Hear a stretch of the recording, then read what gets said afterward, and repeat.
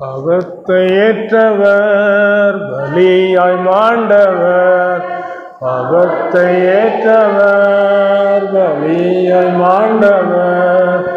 கல்வாரியின் மேட்டினில் கண்கொள்ளாத காட்சியை, கல்வாரியின் மேட்டினில் கண்கொள்ளாத காட்சியை கண்டிடும் வேண்டிடும், பாவபாரம் நீங்கிடும். கண்டிடும் வேண்டிடும், பாவபாரம் நீங்கிடும். அழைக்கிறார் அழைக்கிறாரிகோ, அழைக்கிறார் அழைக்கிறாரிகோ. நீயும் வா உந்தன் நேசர் ஆவலாய் அழைக்கிறாரிகோ. நீயும் வா உந்தன் நேசர் ஆவலாய் அழைக்கிறாரிகோ. எருசலேமை பார்த்து ஆண்டவராய் இயேசு சொல்லும்போது, உனக்கு கிடைத்த இந்த நாளில் ஆகிலும் உன் சமாதானத்துக்கு ஏற்றவைகளை அறிந்திருந்தாயானால் உனக்கு நலமாயிருக்குமே என்று சொல்லி அவருடைய உள்ளத்தின் ஆழத்தில் இருந்த அந்த வியாகுலத்தை வெளிப்படுத்துவதை பார்க்க முடிகிறது. இன்னும் தீர்க்கதரிசி எரேமியா தீர்க்கதரிசி 4:14 சொல்லும்போது, நீ எந்த மட்டும் சுத்திகரிக்கப்படாதிருப்பாய் என்று சொல்லி அவர் ஒரு வேதனை வெளிப்படுத்துகிறதை பார்க்க முடிகிறது. இன்றைக்கு நாம் ஆண்டவருடைய சமூகத்திலே ஒரு சிலராக கூடி வந்திருக்கிறோம். காலங்கள் ஆண்டவருடைய வருகை நோக்கி நெருங்க நெருங்க மனுஷகுமாரன் பூமியிலே வருங்காலத்திலே விசுவாசத்தை காண்பாரோ என்று சொல்லப்பட்டிருக்கிறது. அது மட்டுமல்ல, இன்றைக்கு உலகத்தை நோக்கி போகிற கூட்டங்கள் ஏராளமாக இருக்கு. அவர்களுக்கெல்லாம் நம்முடைய குடியிருப்பு பரலோகத்தில் இருக்கிறது சொல்ல முடியுமா?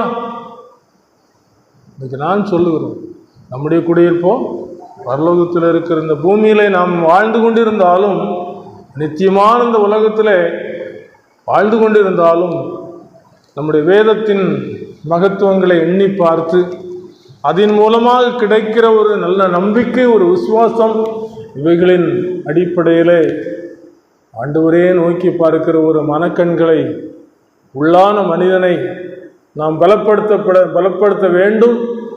அது எப்படி என்று நமக்கு கற்றுக் கொடுக்கிறபடி தினந்தோறும் அவருடைய செட்டைகளின் மறைவில் இருந்து கோழி தன் குஞ்சுகளை கூட்டி சேர்த்து காக்கிறது போல காக்கிற ஆண்டவருடைய செட்டைகளுக்குள்ளே இருக்கிறோம்.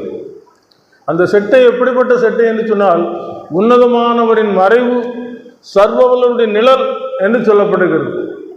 இந்த உலகத்தில் எத்தனையோ மறைவுகள் இருக்கிறது, நிழல்கள் இருக்கிறது. அவையெல்லாம் கொஞ்ச நேரம் இருக்கும், அதுக்கு பிறகு நம்மளை வெயிலில் விட்டுட்டு போயிடும், ஏமாற்றி விடும். ஏமாந்து போகிற மக்கள் இன்றைக்கு ஏராளமான பேர் இருக்கிறார். இன்றைக்கு அருமையான இந்த குழுவின் இந்த கூட்டத்திலே பேசுவதற்காக சாமுவேல் அண்ணன் கேட்கும்போது, ஆண்டவருடைய பிரசனத்தில் கொஞ்ச நேரம் இருந்து, ஆண்டவரே என்ன காரியங்களை குறித்து பேசலாம் என்று சொல்லி யோசித்து ஆண்டவத்தில் கேட்கும் பொழுது ஒரு வசனத்தை எனக்கு நினைப்பூட்டினார். ரோமர் 16ஆம் அதிகாரம் 17ஆம் வசனத்தில் சொல்லப்பட்டிருக்கிறது, அன்றியும் சகோதரரே, நீங்கள் கற்றுக்கொண்ட உபதேசத்துக்கு விரோதமாய் பிரிவினைகளையும் இடரல்களையும் உண்டாக்குறவர்களை குறித்து எச்சரிக்கையா இருந்து அவர்களை விட்டு விலக வேண்டும் என்று உங்களுக்கு புத்தி சொல்லுகிறேன். இன்றைக்கு நமக்கு ஆவிக்குரிய வழிகளிலே நடக்க வேண்டும் என்பது நம்முடைய முன்னோர்களுடைய ஒரு மனமாற்றத்தின் மூலமாகவும், இந்த சத்தியநகரம் சீவர்ப்பு ஜெபக்குழுவின் அடிப்படையின் அஸ்திபாரத்தினுடைய அந்த விசுவாசம், அந்த பரிசுத்த வாழ்க்கை, இவர்களை அடிப்படையில் கொண்டு கொடுக்கப்பட்டிருக்கிற உபதேசம் எல்லாம் மத்தியஸ்தமாக இருக்கிறது. இந்த வேதத்தில் சொல்லப்பட்டிருக்கிற ஒரே ஒரு வார்த்தை, இயேசு என்ற வார்த்தை. அந்த இயேசு என்ற வார்த்தை நம்முடைய இருதயத்துக்குள்ளே நன்றாக பதிந்து விட்டது. இயேசுவை நாம் எப்படி தியானிக்க வேண்டும், எப்படி அவரிடத்தில் நாம் அவருக்கும் நமக்கு உள்ள உறவை எண்ணி பார்க்க வேண்டும் என்றெல்லாம் இந்த வேதத்தின் அடிப்படையில் ஒவ்வொரு காரியங்களையும் நாம் சிந்திக்கும் பொழுது அவர் அன்பை வெளிப்படுத்தி கொண்டே இருக்கிறது. இந்த பூமியிலே அவர் நம்முடைய வாழ்க்கையிலே செய்து கொண்டிருக்கிற அன்பை வெளிப்படுத்தி கொண்டிருக்கிறார். சில சமயங்களில் நாம் தளர்ந்து போயிருக்கலாம், களைப்போடு இருக்கலாம், மன கஷ்டத்தோடு கூட இருக்கலாம், அல்லது நம்பிக்கையற்றவர்களைப் போல இருக்கலாம். நான் பக்தியாக தானே இருக்கிறேன், ஆனால் மற்றவர்கள் நன்றாக குதூகலித்து கொண்டிருக்கிறார்கள், எனக்கு மனதுக்கு வேதனை கொடுத்து கொண்டிருக்கிறார்களே என்று சொல்லி யோசித்து பார்க்கிறேன். அதில் சொல்லப்பட்டிருக்கிற காரியங்களை கவனித்து பார்க்கும் பொழுது, உபதேசத்துக்கு விரோதமாய் பிரிவினைகளையும் இடர்களையும் உண்டாக்குகிற காரியங்கள் இருக்கிறது, இடர்களை உண்டாக்குகிற காரியங்கள் இருக்கிறது. இன்னொரு காரியத்தை ஆண்டவர் எனக்கு கற்றுக் கொடுத்தார். இடுக்கண்களை செய்கிற மக்கள் கூட்டம். எசேக்கியேல் 22ஆம் அதிகாரத்தில் அதை குறித்து அதிகமாக சொல்லப்பட்டிருக்கிறது. சங்கீதம் 73 அதிகமாக சொல்லப்பட்டிருக்கிறது. இடுக்கண் செய்கிறவர்கள். இந்த தாவீது ராஜா இடுக்கண் மூலமாக அதிக பாதிப்படைந்து அவர் வேதனை வெளிப்படுத்துகிறார். இன்றைக்கு இந்த உபதேசத்திலே பிரிவினைகள் முதலாவது என்ன செய்கிறது? வருகிறது. இயேசு கிறிஸ்து உபதேசத்தை செய்த காலத்திலே அவருக்கு விரோதமாக வார்த்தைகளை எழுப்பிக் கொண்டே இருந்தார்கள். இது எந்த அதிகாரத்தில் இந்த உபதேசத்தை சொல்லுகிறேன்? பிசாசுகளை துரத்துகிறார். மார்க் 1:27 இந்த அதிகாரம், இந்த வல்லமை, இந்த உபதேசம் எப்படிப்பட்டது? எல்லாருக்குள்ள ஒரு கேள்வி வருகிறது. நாமும் கூட சத்தியநகரம் சுயறுப்பு ஜெபக்குழுவிலே ஆண்டவர் எழுப்புகிற தேவ பிள்ளைகள் மூலமாக ஆண்டு கொடுக்கிற பாரத்தை அந்தந்த திருச்சபைகளிலே சொல்லும் பொழுது, சில திருச்சபைகளிலே ஒரு சிலர் இந்த செய்தியை கேட்டு நீங்கள் எப்பனாலும் வாங்க அப்படின்னு சொல்லுகிற வார்த்தைகளை கேட்க முடியும். ஏன்னு சொன்னால் அவங்க உள்ளம் கொழுந்து விட்டு எரியக்கூடிய, அவங்க வாழ்க்கையிலே ஒரு உத்தரவாதம் கிடைக்கக்கூடிய செய்தியை ஆவியானவர் கொடுக்கிறதுனாலே அந்த வார்த்தைகள், அந்த செய்தியை திரும்பவும் கேட்க வேண்டும். இந்த ரட்சிப்பின் செய்தியை கேட்க வேண்டும். இனி வரக்கூடிய நாட்கள் எப்படி இருக்கும் என்பதை குறித்து சொல்லப்பட்டிருக்கிறதே, இதை குறித்து அறிந்து கொள்ள வேண்டும். அது மட்டுமல்ல, நான் யாராக மாறிக்கொண்டிருக்கிறேன், என்ன இந்த வேதாகம் என்ன நிலைமையிலே சொல்லுகிறது? முதலாவது இந்த பூமி அழிக்கப்படும் போது நோவாவை குறித்து ஆண்டவர் சொன்னார். நீதிமான் என்று சொல்லப்படுகிற ஒரு வார்த்தை அவனுக்கு கிடைத்தது. கர்த்தருடைய கிருபை அவனுக்கு கிடைத்தது. இதுக்கு இந்த கடைசி காலத்திலும் நம்முடைய பக்தியினால பரலோகம் போக முடியுமா? நான் நல்ல பக்தியா இருக்கிறேன், நியாயப்பிரமாணத்தெல்லாம் கை கொள்ளுறேன், அதனால பரலோகத்துக்கு போயிடுவேன் சொல்ல முடியுமா? இயேசுங்கிற வார்த்தை இல்லாமல் நம்ம நினைச்ச முடியாது, பரலோகத்துக்கு போக முடியாது. இயேசுவின் இரத்தத்தினால் நமக்கு ஒரு என்ன செய்யறது, ஒரு வழி இருக்குது. அதனால்தான் என்ன செய்யறோம், அந்த சிலுவை உயர்த்தி பேசுகிறோம். நம்முடைய உபதேசம் அப்படிப்பட்டதாக இருக்குது. சிலுவையின் அன்பை குறித்து உயர்த்தி பேசுகிற ஒரு உபதேசம். இன்றைக்கு இந்த தேசத்தை நீங்க எடுத்து பார்க்கும் பொழுது மிகுந்த மனவேதனை. எப்படின்னு சொன்னா, தேவனுடைய அன்பு இந்த உலகத்துக்கு எப்படி வெளிப்பட்டது என்பதை வெளியாக்க முடியாதபடிக்கு தடுக்கிற ஏராளமான காரியம். மிஷினரிகள் போயிருக்கிறாங்க. அவங்களாம் ஊழியத்தை செய்கிறதற்கு அவங்க சொந்த இடங்களை விட்டு, அவங்களுடைய இனத்தை விட்டு, வீட்டை விட்டு, பிள்ளைகளை டோனாவூரில் படிக்க வைத்து விட்டு, முன்பின் தெரியாத இடத்துல போய் இயேசு கிறிஸ்து உங்களை நேசிக்கிறார், இயேசு கிறிஸ்து உங்களுக்காக பாடுபட்டார். இந்த சுவிசேஷத்தை அந்த நாட்களிலே இருந்தவர்கள் மாற்றுவதற்கு முயற்சித்தார். ஆகிய நல்ல பிரிவினை இருந்திருக்கு. அந்த பிரிவினையில் கலாத்தியரில் அதிகமாக அவர் சொல்லுகிறார். விருத்த சேதனம் ஒன்று, இன்னொன்று நியாயப்பிரமாணம். இயேசு கிறிஸ்து பிறந்த காலத்தில் நியாயப்பிரமாணத்தை நிறைவேற்றணுங்கிற காரியத்துக்காக அங்கிருந்த வேதபாரகர், பரிசேயர், தேவனுடைய ஊழியத்தை செய்தவர்கள் நினைச்சாங்க, உறுதியாக இருந்தாங்க. அப்போஸ்தலனாகிய பவுல் கூட நியாயப்பிரமாணத்துக்காக இயேசுவின் சுவிசேஷத்துக்கு விரோதமாக செயல்பட்டு கொண்டிருந்தார். ஆனால் ஒரு சந்திப்பு கிடைத்தது. சந்திக்கும் போது, நீ துன்பப்படுத்துகிற இயேசு நானே, நீ என்ன துன்பப்படுத்திக்கிட்டு இருக்கிறான், நீ நியாயப்பிரமாணத்தை கடைபிடிச்சிருக்கன்னு சொல்லி சொல்லலாம், நான் பக்தி வைராக்கியம் உள்ளவன்னு சொல்லலாம். ஆனால் என்கிட்ட உனக்கு என்ன இல்லை, பங்கு இல்லை.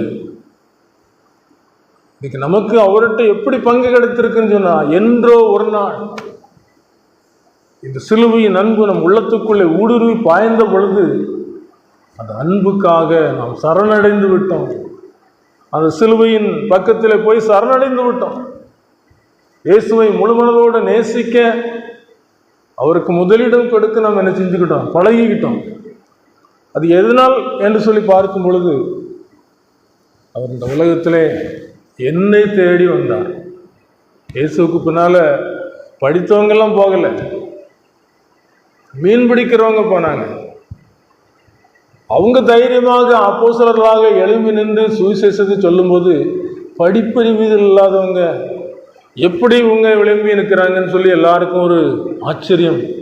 அவங்க உபதேசிக்கும் பொழுது ஸ்ட்ராங்காக சொன்னாங்க, நீங்கள் சிலுவையில் கொன்ற இயேசுவை தேவன் மரித்தோரிலிருந்து எழுப்பினார், நாங்கள் சாட்சிகள். மறுப்பு சொல்ல முடியல, தைரியமாக சொன்னாங்க. இன்றைக்கு நம்முடைய வாழ்க்கையில் பிரிவினைகள் காணப்படுது. ஒரு சபையை எடுத்துக்கிட்டோன்னா, சபையில் நிறைய குழப்பங்கள் இருக்குது. இதெல்லாம் யார் செய்வா? ஏதேன் தோட்டத்தில் சர்ப்பம் ஏவாளை வஞ்சித்தது போல இன்றைக்கு எல்லா இடங்களிலேயும் தனிப்பட்ட ஒரு மனிதனாக இருக்கிற ஒவ்வொரு மனிதருக்குள்ளேயும் தீமையான எண்ணங்களை கொடுத்து, நீ சாதாரணமான ஆளா, ஒன்று அவங்க மதிக்கிறது இல்லை என்று சொல்லி இவருடைய எண்ணங்களை ஏவி விட்டு இவர்களை அவர்களுக்கு விரோதமாக எழுப்பி விட்டு வேடிக்கை பார்க்கிற சத்துருவின் அந்தகார வல்லமைகள். இதற்காக நம்ம இந்த குறிப்பெல்லாம் எதற்காக சொல்லுகிறேன்னு சொன்னால், பிரிவினை செய்கிற ஆவிகள் என்ன செய்யணும், இயேசுவின் நாமத்தினால அழிக்கப்படணும். இதுக்காக நம்ம ஜெபிக்கணும். ஒன்று நம்ம வீடாக இருக்கலாம், நம்முடைய சொந்த பந்தங்களாக இருக்கலாம். பிரிவினைகள் எப்படி வரும்னே தெரியாது. நல்லா தானே இருந்தாங்க, நல்லா தானே பேசிட்டு போனாங்க, நல்லா தான் கவனித்தோம், இப்போ அவங்க வித்தியாசமாக பேசுகிறாங்களே, ஃபோன் பாட்டா எடுக்க மாட்டேங்களே.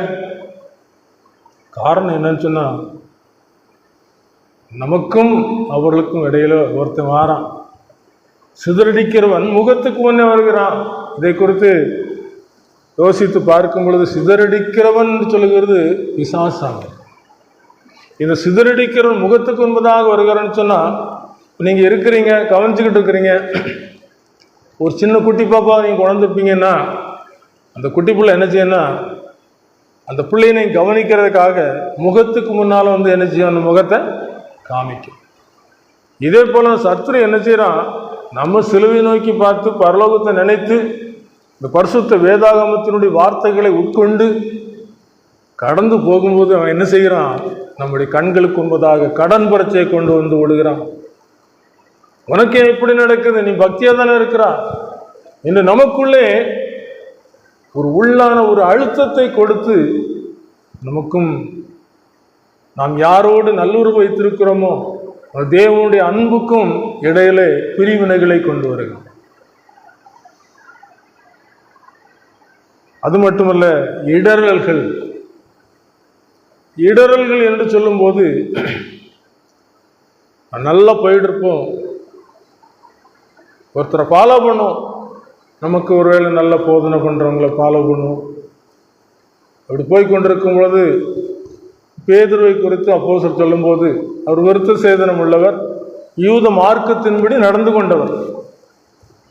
ஆனால் அப்போஸ்தலர் பவுலோடு போகும்போது அவங்களுடைய வழியில் போய் கொண்டிருந்தார். யூதர்கள் வந்தாங்கன்னு கேள்விப்பட்டவுடனே அது சொல்றது கொஞ்சம் அப்படி என்ன செஞ்சாரு, மாற்றத்தை காண்பித்தார். அப்போ அவங்க என்ன சொல்றாங்க, யூத மார்க்கத்தில் நடக்குன்னா அந்த மார்க்கத்தின்படி நடங்க, பிரஜாதி மக்கள் மத்தியிலே சுவிசேஷத்துக்கு நம்ம என்ன செய்யக்கூடாது, இடரலாக இருக்கக்கூடாது என்று சொல்லி அவர் சொல்லுகிறது. அப்போ வித்தியாசத்தை நம்முடைய வாழ்க்கையிலே ஒரு முன்மாதிரியாக பின்பற்றக்கூடியவர்கள் காண்பிக்கும் பொழுது, உதாரணமாக இன்றைக்கு நம்முடைய திருச்சபையிலே நிறைய தலைப்புகளிலே செய்திகள் கொடுக்கப்படுகிறது. அவைகளை நாம் கேட்டு அதன் மூலமாக வருகிற சத்தியத்தை உட்கொண்டு நம்ம என்ன செய்கிறோம், நடக்கிறோம். இதே போல இயேசு கிறிஸ்துவும் போதனை செய்தார். அவருடைய போதனைகளை கேட்ட சீசர்களே என்ன செய்யறாங்க, ஒரு வார்த்தை சொல்றாங்க. யோவான் 6ஆம் அதிகாரம் 60ஆம் வசனம் சொல்லப்பட்டிருக்கிறது, இது கடினமான உபதேசம், இது கடினமான உபதேசம் என்று சொல்லுகிறார். இந்த 6ஆம் அதிகாரத்தில் நீ கொஞ்சம் வாசித்து பார்த்தீங்கன்னா, ஆண்டவராய் இயேசு கிறிஸ்து சத்தியத்தையும் அறிவீர்கள், சத்தியம் உங்களை விடுதலையாக்கும், பாவம் செய்கிறவன் பாவத்துக்கு அடிமை. அவங்க சொல்றாங்க, நாங்க ஆபிரகாமுக்கு சந்ததி, யாருக்கும் அடிமை கிடையாது, எங்கள் அடிமை என்று எப்படி சொல்லலாம்? இந்த போதனைகளை உட்கொள்வதற்கு மனதில்லை, இந்த போதனத்தை சொல்வதற்கு ஆண்டவருக்கு இடமில்லாதபடி அவங்க என்ன செய்றாங்க, செயல்படுறாங்க. சீசர்கள் பார்த்துட்டு இது கடினமான உபதேசங்கிறாங்க. இன்றைக்கு கூட இந்த உலகத்தில் இயேசு கிறிஸ்துனுடைய அன்பையும் அவர் பரிசுத்தத்துக்காகப்பட்ட பாடுகளையும், ஏன் பாடுபட்டார், பரிசுத்தத்துக்காக ஏன் பாடுபடணும்? இந்த உலகத்தில் அசுத்தமாக இருக்கிறவங்க யாரும் கேட்க மாட்டாங்க, குடிச்சிட்டு படுத்து கிடந்தா யாரும் கேட்க மாட்டாங்க. நேற்று கூட ராத்திரி அப்படி போகும்போது 2 கையும் பிடிச்சு இழுத்து கொண்டு போட்டாங்க. என்ன நிலைமையில் அவர் இருந்தாருன்னு கவனிக்கல. அப்படிப்பட்ட உலகம் இந்த உலகம், யாரும் எப்படியும் வாழ, யாரும் கேட்க முடியாதுங்கிற ஒரு உலகம். ஆகையினால இயேசு 2 வழியை நமக்கு தெளிவாக சொல்லி கொடுக்கிறார்.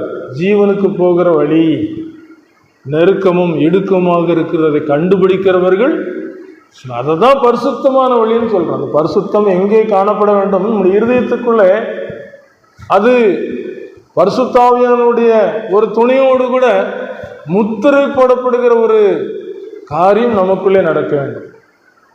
அது எப்படி நடக்கும்?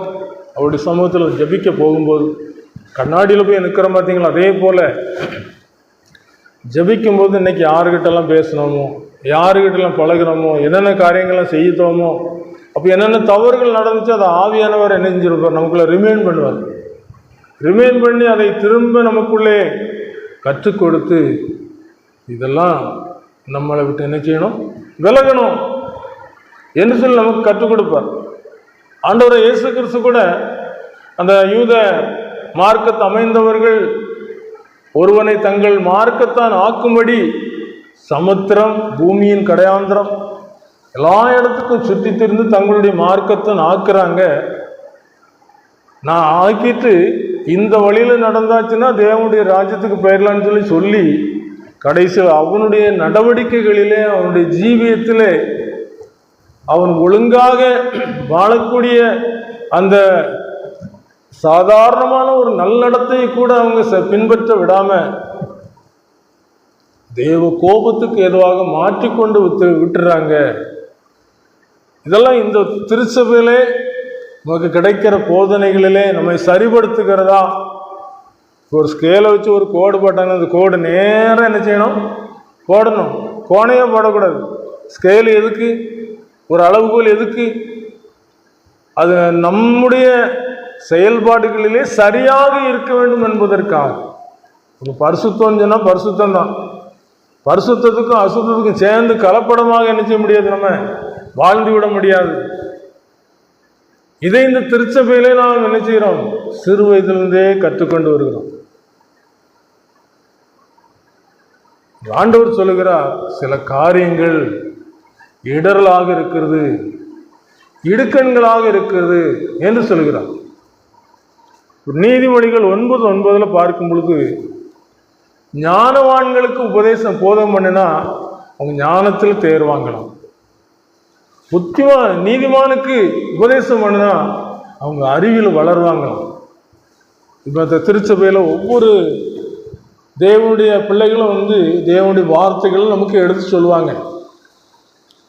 இப்படி சொல்லுகிற மக்களுடைய மனதில் ஆண்டவர் நமக்கு ஏற்ற வாக்கியங்களை எடுத்து தரும்போது இன்னும் கொஞ்ச நேரம் கேட்டால் நல்லா இருக்குமே என்று சொல்லி நமக்குள்ளே அந்த வேத வார்த்தைகளை கற்றுக்கொள்ளக்கூடிய மனப்பான்மை, அந்த வேத வார்த்தைகளை உட்கொள்ளக்கூடிய தியானங்கள் கிடைக்கும். இன்னைக்கு அப்போஸ்தலர்கள் வாழ்ந்த காலத்திலையும் கூட சுத்த சுவிசேஷத்தை அவங்க என்ன செஞ்சாங்க, சொல்லி கொண்டு வந்த கலப்படமே கிடையாது. இயேசு கிறிஸ்துவ விசுவாசித்தா உங்களுக்கு உயிர்த்தல் நிச்சயம் என்ற அந்த காரியத்தில் கொஞ்சம் கூட குறைவில்லாத ஒரு நிறைவான சுவிசேஷத்தை அவங்க சொன்னாங்க. இன்றைக்கு நம்முடைய வாழ்க்கையில் சுவிசேஷத்தை கேட்குறோம், வீட்டில் போய் ஜெபம் பண்ணுறோம், நம்மோடு கூட ஆவியானவர் அந்த விதமான எண்ணங்களை நமக்கு கொடுத்து நீ ஆத்மாவில் உயிரோடு இருக்கிறா, ஆத்மாவில் பிழைத்திருக்கிறா, பரலோக காட்சிகள், பரலோகத்தின் மகிமைகள் இவைகள் நமக்கு சொந்தமானவைகள் என்று சொல்லி நமக்கு ஒரு உறுதியான தன்மையை நமக்கு அவர் ஆவியானவர் மூலமாக நமக்கு உறுதிப்படுத்துகிற ஒரு காரியங்கள் அந்த ஜெபத்தின் மூலமாக, வேத வாசிப்பின் மூலமாக நமக்கு கிடைப்பது மிகவும் ஆசீர்வாதமானது, மிகவும் முக்கியமானது. நம்முடைய குடும்பத்துக்காக நம்ம நல்ல நிச்சயம் வேண்டிக்கொள்வோம், ஜெபம் பண்ணுவோம். ஆண்டவரே எனக்கு அது வேணும் இது வேணும்னு சொல்லி நம்முடைய தேவைகள் நிறைய சொல்லுவோம். ஆனால் நீங்கள் எங்களோடு கூட இருக்கணும்ப்பா. வேதத்தில் வசனத்தில் சொல்லியிருக்கு, இதோ உலகத்தின் முடிவு பரியந்தம் சகல நாட்களிலும் உங்களோடு கூட இருக்கிறேன். அந்த வார்த்தையினுடைய காரியம் என்னவென்று சொன்னால், எப்பவும் அவர் நம்மோடு கூட இருப்பதற்கு அவர் விரும்புகிறார். நமக்குள்ள பரிசுத்தம் இல்லைன்னு சொன்னால் அவர் இருக்க முடியுமா? நம்ம வீட்டில் அழுக்காக இருக்குது, வீடு பெருக்காமலோ அல்லது சுத்திகரிக்கப்படாமலோ இருக்குது. அந்த வீட்டில் நம்முடைய குடும்பத்தின் பிள்ளைகளே அதில் இருக்கிறதுக்கு நினைச்சோம் கொஞ்சம் மாற்றப்படும். இது சுத்தமாக இருந்தால் நல்லா இருக்கும் அப்படின்னு. சில வீடுகளில் நீங்கள் பார்த்தீங்கன்னா அந்தந்த பொருள் அந்தந்த இடத்துல இருக்கிறதுக்கு பதிலாக வேறு இடங்களில் கிடக்கும். அது ஒரு புழங்குவதற்கு அது பொருத்தமற்றதாக இருக்கும். எல்லாவற்றிலும் அது இதை எது குறித்து சொல்கிறேன்னு சொன்னால், நம்முடைய இருதயத்தை குறித்து. இருதயத்துக்குள்ளே நம்முடைய ஆண்டவர் நமக்கு கற்றுக் கொடுக்கிற ஒவ்வொரு காரியம், ஒவ்வொரு நிமிஷத்தையும் நம்ம பிரயோஜனப்படுத்த வேண்டும். எப்போ ஆண்டோடைய வல்லமை நமக்குள்ளே வெளிப்படும் தெரியாது. இன்னும் வேதத்தினுடைய ஒரே ஒரு வார்த்தை மட்டும் ஆண்டவர் நினைப்பட்டுக்கிறார், திருடன் வருகிற விதமாக நினைச்சு போகிறேன், வரப்போகிறேன். திருடன் எப்படி வருவான்? இந்த உலகத்தில் வரும்போது விலையேற பெற்ற பொருட்களை திருடிட்டு போகிறது தான் வரும். இப்போ நீங்கள் சோதிக்கப்படுறீங்க, சோதிக்கப்பட்டு சுத்த பொன்னாக விளங்குவதற்கு ஆவியானவர் மூலமாக ஆண்டவருடைய பிள்ளைகளாக, சாத்தானுடைய வழிகளில் அல்ல, சாத்தானுடைய பிள்ளைகளாக அல்ல, சாத்தானோடு நமக்கு எந்த உடன்பாடும் இல்லாத ஒரு நல்ல ஒரு தன்மையை ஆண்டவர் நமக்கு தருவது எதற்காகன்னு சொன்னால், அவர் நமக்குள்ளே தங்கியிருப்பது, முடிவு புரிந்தும் தங்கியிருப்பது. ஒரு நிமிஷம் அவர் நம்ம விட்டு நீங்கக்கூடாது. ஏன்னு சொன்னால் எப்போ நம்முடைய வாழ்க்கையில் அழைப்போருன்னு தெரியாது. அது மட்டுமல்ல, அவருடைய அந்த வருகை எப்போ இருக்குன்னு சொல்ல முடியாது. இந்த கடைசி காலங்களில்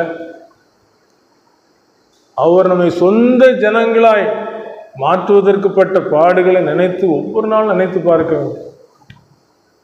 அப்படி நினைத்து பார்க்கும் பொழுது, அவ பக்தர் அக்காலத்தில் அழுதிடுவார், அவ பக்தர் அக்காலத்தில் அழுதிடுவார், அவர் வரும்போது சிப்படைய மாட்டார், அவர் வரும்போது ரட்சிப்படைய மாட்டார், உன் தேவனை சந்திக்க நீ ஆயத்தமா.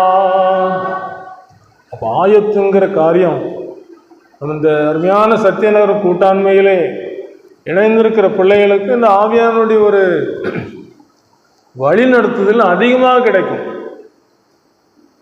கிட்டத்தட்ட 1996 இந்த குழுவில் இணைந்து இந்த ஊழியத்தில் இந்த சத்தியநகரம் ஊழியத்தில் ஊழியங்களுக்கு செல்லுகிற ஒரு கிருபைகள் கிடைத்திருந்தாலும் அடிக்கடி நினைக்கிறது, எனக்கு இதுக்கு தகுதி இல்லை, நான் ஒரு பாவி, என்னை ஆண்டவர் நம்முடைய கிருபையினால் இந்த குழுவில் இணைத்திருக்கிறார், பரிசுத்தமாகிறவன் இன்னும் பரிசுத்தமாகட்டும். இந்த வார்த்தைக்கு ஏற்றபடி பரிசுத்தமாக்கி கொண்டே இருக்கிற ஆவியானவர். அது மட்டுமல்ல, புத்திர சுவீகாரம் அடையும் வரைக்கும், பூர்ணப்படுத்துகிற வரைக்கும் நமக்குள்ளே குறைவாக இருக்கிற காரியங்களை நிறைவுபடுத்தி நாம் மற்ற யாருக்காவது இடரலாக இருக்கிறோன்னா, ஊழியத்துக்கு போகிறோன்னு வச்சுக்கலாம், ஊன்ற கட்டுகிற செயல்களை செய்கிற ஒரு பொறுப்பு நமக்கு கொடுக்கப்பட்டிருக்கு. சிலர் ரொம்ப ஒரு அச்சத்தோடு இருப்பாங்க, சிலர் ரொம்ப ஒரு மனஸ்தாபத்தில் இருப்பாங்க, மனம் உடைஞ்சு போயிருப்பாங்க, அவங்களுடைய காரியங்கள் நமக்கு தெரியாது. ஒரே ஒரு காரியம் ஞாபகம் வருது. சில வருடங்களுக்கு முன்பதாக ஒரு இடத்துல நின்று ஜெபம் பண்ணி கொண்டிருக்கும் போது அவங்களுடைய உள்ளான பாதிப்பை அவங்க காண்பிக்காம எங்களோடு கூட நன்றாக பேசி கொண்டு ஜெபத்திலே நின்று கொண்டிருக்கிற அந்த குடும்பத்தின் பிள்ளைகளுடைய செயல்பாடுகளை கவனிக்கும் போது ஊழியக்காரங்களை எப்படி உபசரிக்கணுமோ அப்படி அவங்க உபசரித்து கொண்டிருந்தாங்க. ஆனால் ஆண்டவருக்குள்ள ஜெபம் பண்ணிக்கொண்டே அந்த வீட்டுக்குள்ளே நிற்கும்போது அருமையான சுந்தரராஜனை ஜெபம் பண்ணிக்கிட்டு இருந்தாங்க. சுந்தரராஜனை ஜெபம் பண்ணும்போது இந்த பாவிக்கு கிடைச்ச ஒரு காரியம், அப்படி அந்த குடும்பத்தில் ஒரு சம்பவம் நடந்தது, ஒரு கண்ணில் அப்படியே தெரியுது. ஜெபம் முடிஞ்ச பிறகு கேட்குறேன், உங்கள் குடும்பத்தில் ஏதோ ஒரு பாதிப்பு நடந்திருக்கு, அது என்னம்மான்னு சொல்லி கேட்கும்போது அவங்க அழுதுட்டாங்க. எங்கள் அக்கா மகன் செம்மொழி மாநாட்டில் தண்ணிக்குள்ளே விழுந்து செத்து போயிட்டாங்க, தாங்க முடியல வேதனை. இப்போ அந்த இடத்துல ஊன்ற கட்டுகிற ஒரு பொறுப்பு நம்ம கொடுக்கப்படுது. இப்போ என்ன செய்யணும்? ஆண்டவருக்கு உங்களுடைய கவலைகள் தெரியும், அவர் உங்களை என்ன செய்வார்? ஆற்றுவார், தேற்றுவார், அரவணைப்பார். வேற யாரும் உங்களுக்கு என்ன செய்ய முடியாது, வார்த்தையினாலும் உங்களுக்கு ஆறுதல் கொடுக்க முடியாது. என்ற காரியத்தை செய்கிற ஒரு கிருபைகளை இந்த ஊழியத்தின் வழியிலே கற்றுக்கொள்ள முடிந்தது. அவர் நம்மோடு கூட இருக்கிறதை கற்றுக்கொள்ள முடிந்தது. அது மட்டுமல்ல, இந்த குழுவிலே ஒவ்வொருவர் தங்களுக்கு கொடுக்கப்பட்ட பங்கை நிறைவேற்றும் பொழுது, நீங்கள் இங்கே வந்திருக்கிறீங்க, ஜெபிக்கிற பொறுப்பு உங்களுக்கு கொடுக்கப்பட்டிருக்கு. இந்த ஜெபத்தின் மூலமாக சத்துரு பலமாய் மோதி இந்த சத்தம் கேட்கக்கூடாது, இந்த சுவிசேஷ வார்த்தைகள் விதைக்கப்பட்டு விடக்கூடாது என்று அவனுடைய செயல்பாடுகளை கொண்டு வரும்போது ஜெபத்தின் மூலமாக இந்த காரியங்கள் அகற்றும். உங்களுக்கு முக்கியமான ஒரு பொறுப்பு இருக்கு, ஜெபிப்பு. பிரிவினைகள், இடரல்கள், இடுக்கண்கள், இந்த மூன்று நம்முடைய வாழ்க்கையிலே அதிக பாதிப்பை கொடுக்கிறதை ஆண்டவர் உணர்த்துகிறதை இந்த நாளில் உங்கள் மத்தியில் எடுத்து வைக்கிறது. அதனால பிரிவினைகளை குறித்து நாம் யோசித்து பார்க்கும் பொழுது ஒரு சம்பவத்தை ஆண்டவராகிய இயேசுவை நமக்கு கற்றுக் கொடுத்திருக்கிறார். இளைய குமாரன் பிரிந்து போகிறான், நல்லாதான் இருக்கிறான், பிரிந்து போக நினைக்கிறான். நிறைய ஆஸ்திகள்லாம் இருக்குது, அதை வச்சு நம்ம நெஞ்செல்லாம் வாழ்ந்து நினைக்கிறான். அப்போ அவனுக்கு தெய்வ பயம் எல்லாம் போயிருது, தேவனுடைய கற்பனைகள் தூர போயிருது, தேவனுடைய ஜீவனுக்கு அந்நியனா போயிடும். ஒரே ஒரு காரியம் சொல்லுவாங்க, 2 பேர் போட்டில் ஏறி மீன் பிடிக்கிறதாக கெடுக்கிறதுக்காக புறப்பட்டாங்க. புறப்பட்டு அது நல்ல ஒரு இருண்ட நேரம். புறப்பட்டு போய்கிட்டு இருக்கிறது மாதிரி அவங்க நினச்சிக்கிட்டு அவங்க கடலில் போய்கிட்டே இருக்கிறாங்க. இப்போ நடுக்கடலுக்கு வந்திருப்போம், அதில் நிறைய மீன் அகப்படும் சொல்லி வலையெல்லாம் போட்டு அவங்க சந்தோஷத்தோடு எதிர்பார்ப்போடு இருக்கிறாங்க.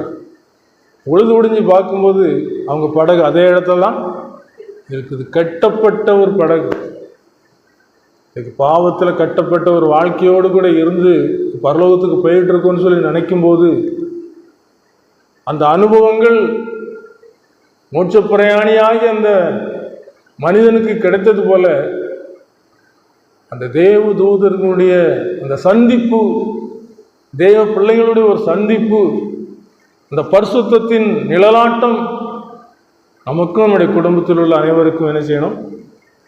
தொடர்ந்து கிடைக்க வேண்டும். கிடைத்தால் நம்முடைய குடியிருப்பு பரலோகத்தில் இருக்கிறது என்று சொல்ல முடியும். அந்த விசுவாசம் இந்த திருச்சபையில் எல்லாருக்கும் கிடைக்க வேண்டும். விசேஷமாக நம்முடைய திருமண்டலத்துக்காக, பிரிவினைகளுக்காக நாம் ஜெபிக்க வேண்டும். அதன் மூலமாக வருகிற இடரல்களுக்காக நாம் ஜெபிக்க வேண்டும். அதன் மூலமாக செய்யப்படுகிற இடுக்கண்களுக்காக ஜெபிக்க வேண்டும். இந்த இடுக்கண்கள் ஒவ்வொருடைய வாழ்க்கையிலும் நிலைகளே செய்து விடுகிறது. தேவனோடு கூட வைத்து கொண்டிருந்த அந்த நம்பிக்கை, அந்த விசுவாசம், அவருடைய ஆத்தும ரட்சிப்பு நிறைவேறுவது அநேகருடைய வாழ்க்கையை பார்த்து இடரல் உண்டாக்கி கொண்டிருக்கிறது. ஆண்டவர் இயேசு சொல்லும்போது, இந்த சிறியரில் ஒருவனுக்கு இடரல் உண்டாக்குறவனை கழுத்தில் இயந்திர கல்லை கட்டி சமுத்திரத்தில் ஆழ்த்தன்னு சொல்லி. ஏன்னு சொன்னால் அவனுடைய செயல்பாடுகள் அநேகரை தேவனுடைய ராஜ்யத்துக்கு போக விடாமல் என்ன செய்யுது? தடுக்கிறது. பக்தி உள்ள ஒரு வாழ்க்கை வாழ விடாமல் தடுக்கிறது. சொல்லுவாங்க, ஒரு தேசத்தினுடைய தலையெழுத்தையே மாற்றிட்டுன்னு சொல்லுவாங்க. ஒரு போதகருடைய வீட்டுக்கு போய் வருத்தத்தோடு போயிருக்கிறார். எனக்காக ஜெபம் பண்ணுங்கன்னு சொல்லும்போது அவருடைய நிலைமையை பார்த்தவொடனே அந்த ஒரு பானசோத்துக்கு ஒரு சோறு பதங்கிற மாதிரி ஒரு அந்த ஆண்டவருடைய அன்பையே அவர் மறந்து தேசத்தின் தலைவராக ஒரு கம்யூனிஸ்ட வழியில் நினைச்சாரு, தேசத்தை மாற்றிவிட்டார். இன்னைக்கு ஒரு மனிதனுடைய வாழ்க்கையின் மாற்றம், ஒரு விசுவாசி, ஒரு பக்தி உள்ள தேவ பிள்ளை ஒரு சாட்சிக்கேடாக இருக்கிறது நிமித்தம் நடைபெற்று விடுகிறது. அதுக்கு யார் கணக்கு சொல்லணும்? நம்ம கணக்கு சொல்லணும். என்னை பார்க்கறதுக்கு எல்லாரும் வந்தாங்க. தேவ அன்பை சொல்வதற்கு பதிலாக, தேவனுடைய மகிமையை காண்பிப்பதற்கு பதிலாக, தேவனுடைய ஆலோசனைகளை சொல்வதற்கு பதிலாக இடரல் உண்டாக்கி இடுக்கன் செய்து விட்டு விட்டாய். அவன் எளியவன் என்று நீ நினைத்து விட்டாய். ஏழைக்கு இறங்குகிறவன் கர்த்தருக்கு கடன் கொடுக்கிறான். ஆண்டவர் இயேசு கிறிஸ்து முதலாவது முறை இந்த உலகத்துக்கு வரும்போது இழந்து போனதை தேடவும் ரட்சிக்கவும் மனுஷகுமார் இந்த உலகத்துக்கு வந்தார். அவர் சாதாரண ஒரு தோற்றத்தோடு கூட வந்தார். வாழ்க்கை முழுவதும் எளிமையாக வந்தது. அவர் வருவார் என்று சொல்லி தீர்க்கதரிசிகளின் புஸ்தகத்திலே சொல்லப்பட்டிருந்தது. மோசே கூட சொல்லியிருந்தார், என்னை போல ஒரு தீர்க்கதரிசி வருவார், அவருக்கு செவி கொடுங்கள். அதையும் இயேசு சொல்லி காமிக்கிறார்.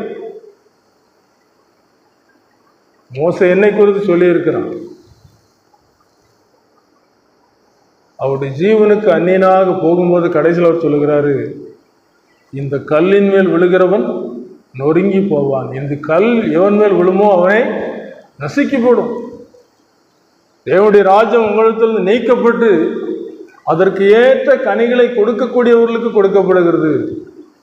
அப்போ இன்றைக்கு தேவனுடைய ராஜ்யத்துக்கு நான் சொந்தக்காரன் சொல்லி நினைத்து வாழ்ந்து கொண்டிருக்கிற என்னுடைய கிரியைகள் தேவனுடைய ராஜ்யத்துக்கு என்னை கொண்டு போய் சேர்க்கிறதற்கு ஏதுவான ஒரு அர்ப்பணிப்போடு கூட இருக்கிறதா?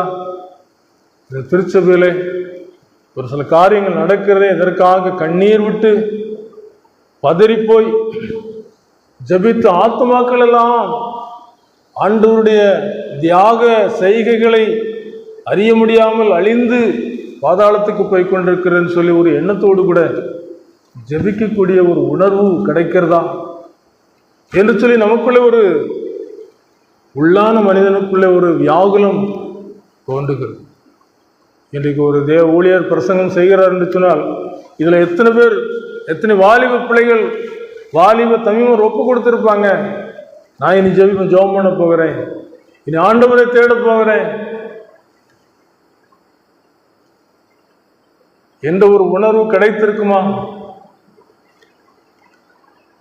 இயேசு கிறிஸ்து வரும்போது, இனி வரும்போது அப்படிதான் இருக்கும். திருடன் வருகிற விதமாய் வந்துட்டு போறது தெரியாது இந்த உலகத்துக்கு, அவருடைய பிள்ளைகளுக்கு தெரியும், எடுத்துக்கொள்ளப்படுவாங்க. முதலாவது வரும்போதும் அந்த வேத பாரகர், அந்த பிரதான ஆசிரியர்கள்லாம் நினைச்சுக்கல இயேசு தேவனுடைய குமாரன்னு சொல்லி கடைசி வரைக்கும் அறிஞ்சுக்கல. அந்த போதனைகள் நீங்க செய்யாதீங்க, இயேசுங்கிற நாமத்தை சொல்லாதீங்கன்னு சொல்லி தடுத்து தான் பார்த்தாங்க. தடுக்க முடியாது. உன்னதத்திலிருந்து வந்த அந்த நாமத்தை யாரும் என்ன செய்ய முடியாது, தடுக்க முடியாது. இந்த இயேசுங்கிற நாமம் சொல்லப்பட்டு கொண்டே இருக்கும். வேதாகமத்தை அழிக்கலாம்னு சொன்னா அழிக்க நினைக்கிறவங்க நினைச்சிருவாங்க, இல்லாமல் போயிடுவாங்க. அது நடந்துக்கிட்டே இருக்கும். இயேசு இரண்டாவது முறை வரும்போதும் அவர் சொன்னபடி தான் இருக்கும். திருடன் வருகிற விதமாய், திருடன் வரும்போது நமக்கு தெரியவே செய்யுது. இமைப்பொழுதுன்னு சொல்லப்பட்டிருக்கு. இமைப்பொழுது கண்ணை மூடி திறக்கிறதுக்குள்ள என்ன செஞ்சுருவாங்க, எடுத்துக்கொள்ளப்பட்டு அவரோடு கூட வாழ்வதற்கு போயிடுவாங்க. நல்ல ஒரு பாடல்மணி சத்தியநகரம் சிவரப்பு ஜபக்குழுவில் உண்டு. கோடா கொடி தூதரவரோடு வருவார், கோடா கொடி தூதரவரோடு வருவார், பூகோளம் நடுங்கிடுமே வானலோகம் கழித்திடுமே, பூகோளம் நடுங்கிடுமே வானலோகம் கழித்திடுமே. வானலோகத்தில் ஒரு கழிப்பு, இந்த பூமி துக்கப்படும், புலம்பும். இனிமே பாருங்க, யுத்தத்தினுடைய ஒரு அந்த தாக்கம் உலகமெங்கும் பாதிப்பு. இதே போல இனி வருங்காலங்களில் எப்படிலாம் இருக்கோ தெரியல. வர வர இது நிச்சயம் கொடுமையாகிக்கிட்டே இருக்கும். இந்த பூமியில் நமக்கு துணையாக இருக்குன்னு சொன்னால் ஆண்டவரை பற்றி ஆண்டவர்கிட்ட போய், ஆண்டவரை நான் என்ன சரிபடுத்தினேன் ஆராய்ந்து பார்க்கணும், என்னை உருவாக்கி என்னை வழி நடத்துங்கன்னு சொல்லி ஒப்பு கொடுக்கணும். தலை தாழ்த்தி ஜெபிப்போம். கிருபை நிறைந்த நல்ல ஆண்டவரே, உம்முடைய உபதேசத்தை நாங்கள் ஆவியானவருடைய ஆலோசனையின்படி பெற்றுக்கொண்டு நாங்கள் உருவாக்கப்படுவதற்கு ஏதுவாக எல்லா பிரிவினைகளின் சக்திகளையும் எங்களையும் எங்கள் கூட்டாண்மைகளை விட்டு எடுத்து போடுங்க. இடரல்களை எடுத்து போடுங்க. இடர்களை குறித்து சொல்லியிருக்கிறீங்க. உன்னுடைய கண்ணு உனக்கு இடர் உண்டாக்கினால், உன்னுடைய கை உனக்கு இடர் உண்டாக்கினால், உன்னுடைய கால் உனக்கு இடர் உண்டாக்கினால், அது தேவனுடைய ராஜ்யத்துக்கு உனக்கு சோதனையான ஒரு காரியம். கலாத்தியர்ல இந்த மக்களை பார்த்து, உங்களை கலக்குகிறவர்கள் தரிப்புண்டு போனால் நலமாயிருக்கும் என்று சொல்லக்கூடிய அளவுக்கு இந்த போதனை உங்களை அழைத்தவரால் உண்டானதல்ல, ஆவினாலே ஆரம்பமான நீங்கள் மாம்சத்தில் முடிவரப் போகிறீர்களோ, மாம்சத்துக்குரிய சிந்தனைகள் மேலோங்கி ஆவிக்குரிய சிந்தனைகள் மங்கி போகிற நிலைமை வந்துவிட்டதோ என்று சொல்லி ஆவியானவர் வேதனைப்படுகிற ஒரு வேதனை இந்த நாளிலே எங்களுக்கு வெளிப்படுத்துகிறீரப்பா. எங்கள் ஊழிய பாதைகளிலே நீர் முன்னாக சென்று கொண்டு ஆத்மாவை தேடி செல்ல எங்களை அழைத்து செல்லுங்கள்.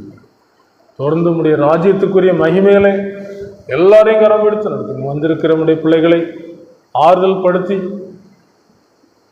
உடைய சித்தம் நிறைவேறுகிறதா என்பதை ஆவிக்குரிய நிலைமைகளிலே எதிர்பார்த்து ஜெபிக்க உடைய வார்த்தைகளை உட்கொண்டு ஆசீர்வாதமாய் வாழ கிருபை செய்யும்.